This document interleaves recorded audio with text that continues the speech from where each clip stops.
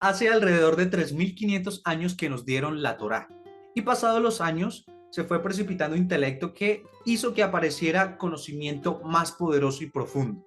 Obviamente ese conocimiento no estuvo al acceso de la mayoría de las personas durante miles de años, sino que solo lo tuvieron a su disposición sabios y personas que estaban en ciertas élites. Entonces, durante miles de años las personas tuvieron que aferrarse a conocimientos que tenían muy poco de verdad y más bien eran falsos, pero que fueron útiles en su momento. No fue sino hasta hace 50 años que como humanidad tuvimos acceso a ese conocimiento más profundo y poderoso, pero ese conocimiento falso todavía sigue vivo y todavía tiene gente cautiva. Ahí nos vienen dos preguntas muy esenciales. La primera es que si bien este conocimiento fue útil durante mucho tiempo, pero ya tenemos acceso al conocimiento más profundo y poderoso, ¿por qué todavía hay gente que está metida en el conocimiento anterior? Y la segunda es que si bien no teníamos la culpa de que nos ocultaran el conocimiento verdadero, sí tenemos responsabilidad en cuanto a no habernos cuestionado que ese conocimiento que nos daban, que era el falso, ¿por qué nunca lo cuestionamos? Y de esto va este episodio, de cuestionarlo lo que sea que creamos en este momento, lo que sea que nos haya funcionado hasta este momento, para llegar a niveles de entendimiento más elevados. Si te interesa llegar a esos niveles aún más elevados, quédate porque vamos a ello. El dinero no es el fin. El verdadero fin es el poder. Poder sobre nosotros mismos y poder sobre esta realidad. Sin embargo, el dinero es la antesala. Es el primer escalón en el ascenso hacia el verdadero poder. Mi nombre es Jean-Pierre Bernal. Aquí documentaré mi viaje. Descubrirás las cosas que hago y aprendo para que juntos subamos ese escalón. Bienvenido a la antesala del poder.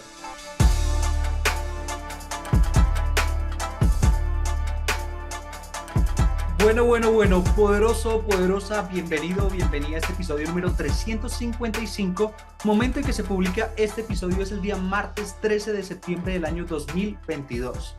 Y como lo dijimos al principio, vamos a cuestionarnos lo que sea que creamos en este momento para llegar a niveles de espiritualidad todavía más elevados, a niveles de entendimiento todavía más altos.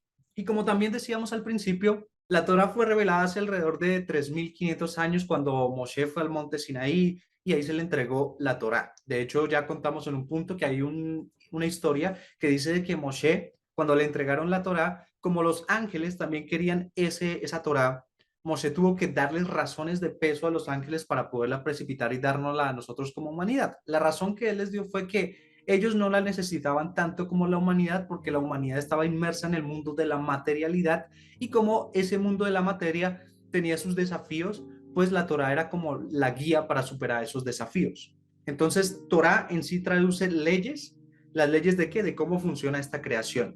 Y está llena de herramientas para que la gente sepa cómo extraer luz de los mundos del caos y ayudar en este proceso de transmigración de almas y así podamos llegar pronto a la redención final, que es cosas que ya hemos hablado en otros episodios, por si te interesa indagar más en ellas, simplemente que la Torá fue eso. Ahora, la Torá tiene 4 niveles de entendimiento y cuando uno lee la Torá literalmente está en el nivel 1, el nivel Shat, que ya lo hemos dicho en muchos episodios, como lo dijo Rabbi Shimon Bar Yochai en un momento, la persona que lea la Torá literalmente y crea lo que dice así literalmente es un tonto. Donde está el verdadero jugo es en el 4 nivel, en el nivel Sot, en el nivel secreto, que son todos los secretos y toda la parte esotérica y poderosa de la existencia de este libro para entender aún más cómo funciona esta creación y cómo podemos poner por encima de la materia y demás cosas. Y aprovechando que estamos esta semana estudiando la porción de la Torá llamada Kitetse, y mencionando esto del nivel chat, cuando uno lee esta porción literalmente, o cualquier otra, pero en especial esta porque aparecen alrededor de 74 preceptos, los preceptos son las herramientas que te decía que uno tenía a disposición para extraer luz de los mundos del caos. Otras personas se lo toman ya muy religiosamente y lo llaman mandamientos que Dios dijo que tocaba hacer. Pero bueno, eso es otro tema. La cuestión es que si uno lee en el nivel chat, o sea, en el nivel literal, esta porción, que fue lo que durante mucho tiempo mucha gente tuvo como su doctrina religiosa, que no fue la única, en otras partes del mundo hubo otro tipo de doctrinas, otro tipo de religiones y demás, que también son cosas que uno debe cuestionarse. O sea, lo que vamos a decir acá, aplícalo a cualquier religión, a cualquier práctica espiritual que funciona igual. El hecho es que vamos a ver algunos de los preceptos o cosas que decía en esta porción y que si uno no se hace el cuestionamiento, uno empieza a hacer cosas que en realidad son estúpidas, por no decir otra cosa.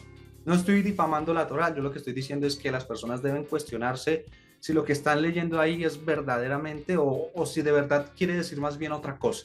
Porque no hace falta entender el cuarto nivel de entendimiento, sino simplemente preguntarse, ¿esto que dice acá es tan así?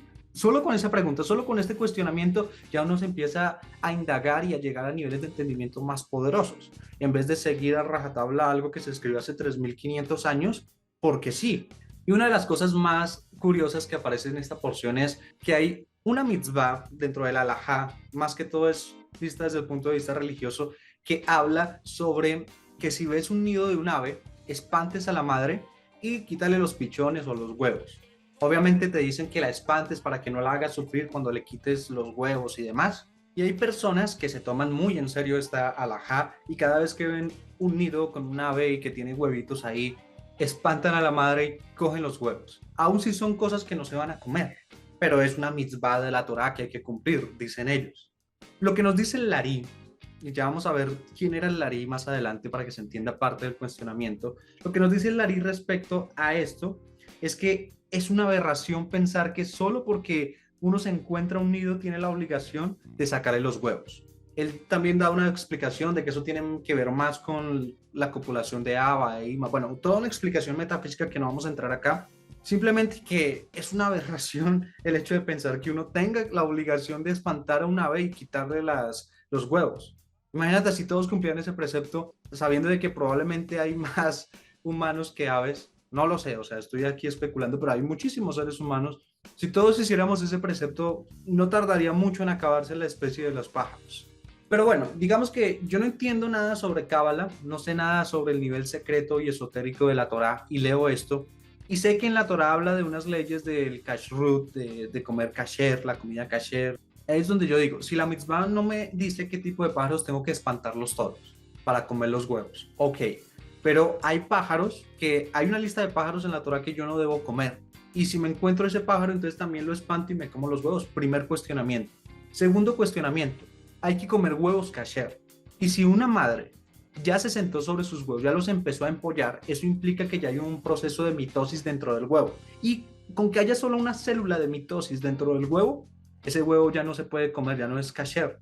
Entonces, segundo cuestionamiento, si tengo que espantar todas las aves, incluso las que no debo comer según la lista del kashrut, y también tengo que comer huevos que seguramente ya fueron empollados o ya inició ese proceso de empollamiento, lo cual los hace que ya no sean aptos para comer. ¿Será que la mitzvah, será que este precepto que me dice la Torah sí es así?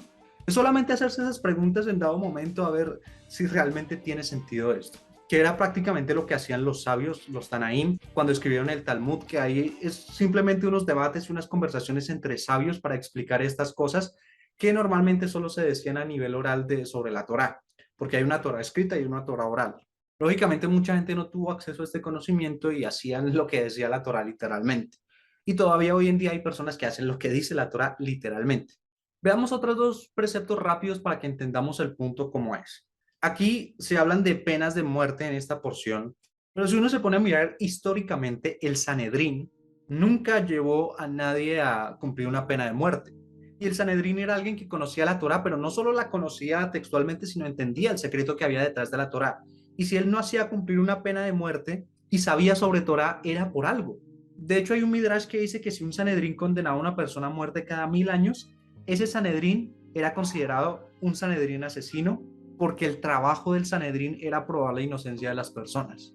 O sea, leo la Torá literalmente y me hablan de una pena de muerte, pero veo que históricamente la gente que conoce la Torá realmente no ejecutaba a nadie. ¿Será que de pronto la Torá me quiere decir algo? Este es un cuestionamiento. Siguiendo por esta línea de muerto, por decirlo así, hay otra parte en esta porción que habla de que luego de ejecutar la pena de muerte, deben colgar el cadáver en una horca, pero no dejen que pase la noche ahí, porque eso es terrible para Hashem, eso es terrible para Dios. Primer cuestionamiento, es terrible para Dios solo de noche, pero de día no es terrible. Ok.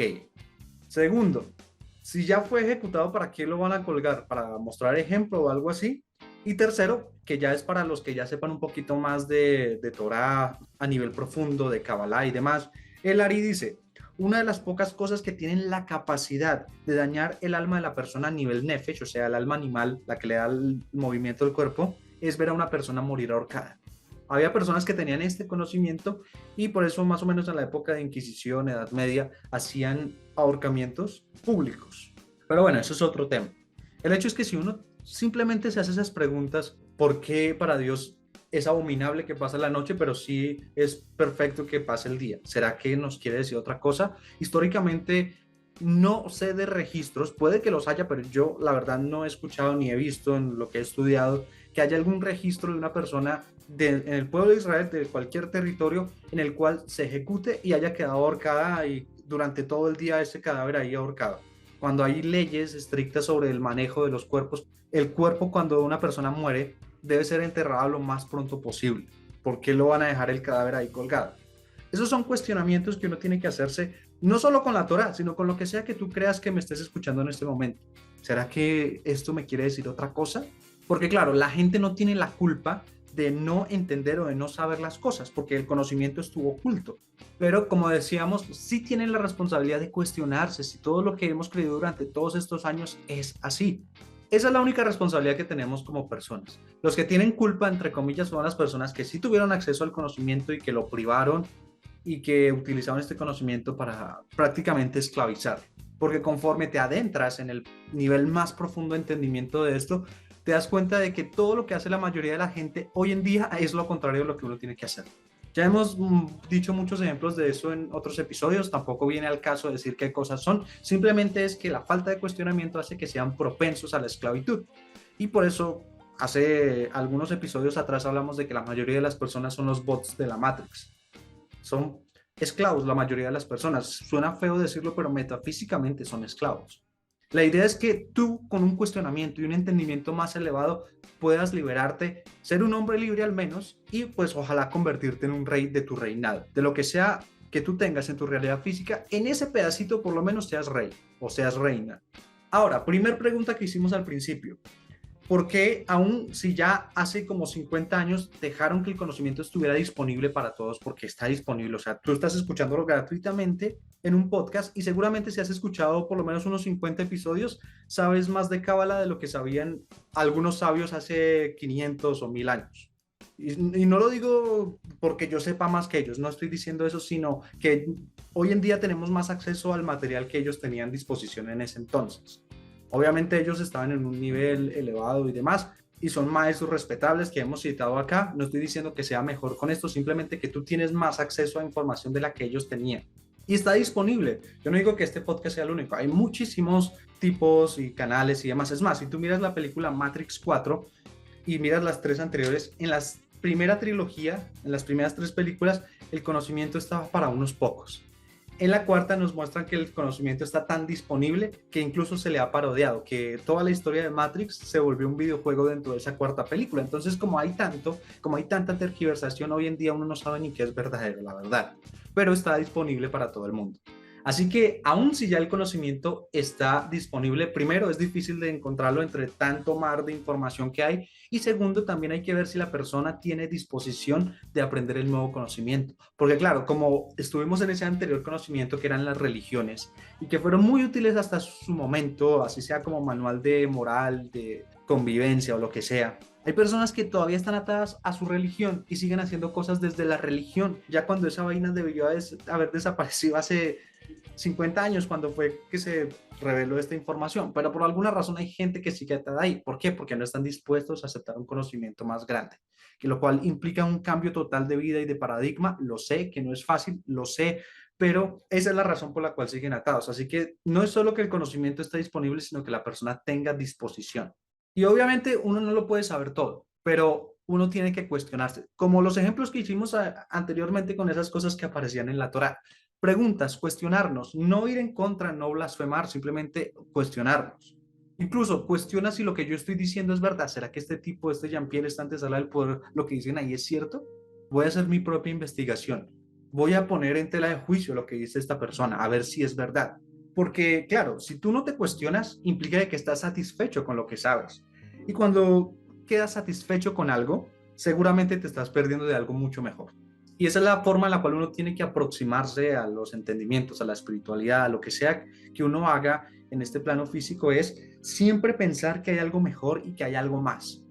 Yo en este momento tengo un nivel de entendimiento de lo que sea que te estoy compartiendo en el podcast, pero seguramente en un año voy a saber cosas mucho más grandes y cuando escuche los episodios de en este momento voy a sentir como vergüenza porque es ya muy bajo respecto a lo que sé en ese momento. ¿Qué es lo que me pasa? Estamos en el episodio 355 y si me pongo a escuchar el episodio, no sé, el 55, hace 300 días, pues yo ya siento que es muy bajo. Y eso que son solo 300 días, ni siquiera es un año completo, pero ya siento eso porque he ido aprendiendo, he ido refinando. Porque es eso, un mayor entendimiento depende del grado de refinación y de purificación que logra la persona. Y también hay un mayor nivel de entendimiento en aceptar aprender de todos, aprender de lo que sea. De hecho, hace como 2 horas antes de sentarme a grabar esto, estaba viendo un video de un señor que está obviamente en el Islam, hablando del pueblo judío, de dónde surge su semántica, y obviamente cuenta historia desde el Corán. Y es una historia, una narrativa un poco diferente a lo que yo encuentro en la Torá. Pero no porque sea diferente a lo que yo aprendí voy a decir, no, este tipo es un ignorante, no sabe, no, me quedé a escucharlo. Y hay cosas muy interesantes de lo que él dijo que se puede aprender. Otras que cuestiono, pero no anulo. O sea, yo tengo que tener disposición de aprender de todo el mundo, si no, no puedo alcanzar nuevos niveles de entendimiento. Ya lo dijimos hace bastante de que la persona que no esté dispuesta a aprender de todos no tiene acceso a todo. Y ahora sí, ¿cuáles fueron los sucesos que hicieron que llegara el conocimiento más profundo que la Torá? Dijimos que la Torá tenía 4 niveles de entendimiento y que el cuarto nivel era el secreto. Se dice que el alma de Moshe, quien fue el que precipitó la Torá en el monte Sinaí, después encarnó en Rabbi Shimon Bar Yochai hace como 2000 años. Y Rabbi Shimon Bar Yochai precipitó el Zohar, que es una serie de tomos que explican el nivel más profundo de la Torá. Y hace 500 años Moshe volvió a reencarnar en Rabbi Isaac Luria, o sea, el Larí, que ya lo hemos mencionado en algunas explicaciones a lo largo de este episodio, y él dio una explicación todavía más profunda de lo que decía el Zohar, porque si tú lees el Zohar, es como una especie de poema que tiene varias palabras y muchas de ellas son sinónimos de otras palabras y si uno no entiende los sinónimos se pierde de los significados. De hecho, lo que fue más o menos entre el episodio 180 hasta el 250, 280 más o menos, fueron episodios que hicimos mucho hablando sobre el Zohar, sobre esos significados y demás, por si quieres echarles un vistazo. No, obviamente no los vas a escuchar todos, a menos de que lo desees, pero por lo menos revisa los títulos y el que tú sientas la intuición de que quieras escuchar, escuchas ese. Y también una cosa súper curiosa de estas precipitaciones es que siempre había una dupla, uno que precipitaba el conocimiento y el otro el que lo escribía. Entonces Moshe precipitó todo eso, pero el que le ayudó, su dupla, fue Yoshua, que fue quien posteriormente le transmitió el conocimiento a los sabios y demás. Fue el guía durante la conquista de la tierra de Israel porque Moshe no podía entrar a la tierra prometida. En cuanto a Rabbi Shimon Bar Yochai, él precipitó el conocimiento del Zohar, pero el que lo escribió fue Rababa. Rabbi Isaac Luria, lo mismo. Él precipitó un conocimiento, pero quien lo escribió fue su alumno Rabbi Haim Vital. Y el hijo de Rabbi Haim Vital fue el que organizó los escritos del Larí en un libro o en una forma en la cual estuviese ordenado por temas. Y bueno, ya para condensar y finalizar todo lo que hemos dicho hasta ahora, coge lo que sea que creas en este momento, lo que sea que te haya funcionado, incluso así no sea de forma espiritual, tu sistema de trabajo, tu productividad, revisa porque eso que te llevó hasta este punto ya no te puede llevar a un punto más lejano. Tienes que encontrar un método más acelerado, cambiar de prioridades, cambiar de actividades para llegar a puntos más altos, porque lo que sea que te llevó hasta acá no te va a volver a llevar más arriba. Y siempre todo el tiempo cuestionarse, nunca tragar entero, ni siquiera lo que yo te diga o lo que te diga la persona que consideres un líder espiritual, siempre cuestiónate. Obviamente cuestionar no es anular, no es cancelar, es simplemente llegar a un nivel más profundo de entendimiento. Dentro de esto del misticismo hebreo, dentro de las raíces judías y demás, está el concepto de emuná, que en la religión occidental se transfiguró mucho y se volvió como fe ciega, como, bueno, si no encontramos este significado de la vida de Jesús, por poner un ejemplo, si no encontramos esto y no lo podemos explicar, digámosle a la gente que tenga fe, que tienen que creer, porque los que no creen se van al infierno, algo así. En cambio, el concepto real de emuná es como certeza, y esa certeza solo se logra a través de un proceso intelectual, o sea, a través de que tú hiciste tu investigación y demás. Por eso, si alguien me pregunta, Jean-Pierre, yo quiero hacer los preceptos de la Torá, yo te digo, perfecto, ve haciendo preceptos conforme los entiendas, porque si los haces sin entendimiento, eso es una forma de idolatría, y la idolatría cancela cualquier trabajo espiritual que hayas hecho porque estás anulando la Torá. O sea que si, por ejemplo, tú dices, uy, quisiera hacer Shabbat, No te pongas a hacer Shabbat si no sabes cómo se hace. Primero estúdialo y estúdialo y cuando ya tengas cierto nivel de entendimiento, no de cómo se hace, sino de por qué se hace, que es más importante del cómo, cuál es la mecánica detrás, ahí sí lo haces. No antes, porque tú te puedes poner a ver cómo hacer Shabbat y te dices, listo, tienes que hacer el prendido de velas, el encendido de velas el viernes por la tarde, después hacer los rezos y demás, hacer el kiddush, la bendición del pan y bueno, todo el proceso. Listo, eso es el cómo, pero si no entiendes el por qué, prefiero que no lo hagas. Entonces, si quieres hacer cosas espirituales, estúdialas hasta que intelectualmente tengas razones que te digan, claro, esto se hace es por esta razón. Esa es la única forma en la cual tú deberías aproximarte a tu espiritualidad. Si entiendes cuál es el porqué de las cosas y no tragas entero. Ese era el mensaje principal de este episodio. Ya para irnos, dos cosas muy rápidas. La primera es que si consideras que esta información debería tenerla más personas, compártelas. No te digo que compartas el episodio, no te digo que recomiendes el podcast. Si quieres, toma mis palabras y di que fuiste tú el que las dijo en una conversación, crea tu propio contenido, lo que tú quieras. Pero lleva este mensaje a las demás personas para que ellos también se cuestionen y puedan llegar a niveles de entendimiento más elevados, que no traguen entero. Si por alguna razón deseas apoyar el podcast, pues bueno, ahí sí comparte el episodio, recomiéndalo, etc. Y lo segundo es que este podcast, La Antesala del Poder, tiene una comunidad de personas que todo el tiempo están cuestionándose para llegar a niveles más elevados en lo que sea que estén trabajando. Y si tú eres así o deseas ser así, este es el sitio para ti. Para ello, en la descripción de este episodio vas a encontrar dos enlaces, uno hacia un grupo de WhatsApp, otro hacia un canal de Telegram, en ambos estamos forjando la comunidad, te puedes unir a ambos o te puedes unir al que te quede más cómodo. No me restaría más que invitarte a escuchar los episodios que ya están publicados. Sin más por agregar, que siempre llegues a niveles de entendimiento más elevados. Te agradezco mucho por haber escuchado este episodio. Bendigo tu camino. Te invito a revisar los episodios que ya están publicados y te invito a compartirlos por si consideras que esto es bastante interesante para que otras personas también se enteren.